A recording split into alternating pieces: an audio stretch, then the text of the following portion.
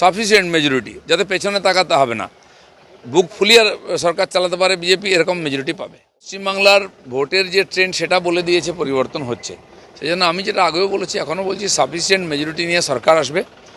আর সাধারণ মানুষ বলছে, পুলিশ থেকে পাবলিক, গ্রাম থেকে শহর, যুবা থেকে মহিলা, সবাই পরিবর্তনের কথা বলেছে, তাদের ব্যবহারে তাই চুপচাপ ভোট দিয়েছেন।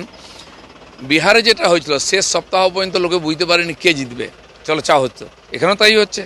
আর সেখানে যেরকম একতরফা হলো, এখানকার ট্রেন্ড এরকম, যেদিকে সংকেত গেছে ওইদিকে ভোট এগোবে এবং এটা ব্যাপক পরিবর্তন হবে, সেটা ভোটের রেজাল্টে বুঝতে পারবে।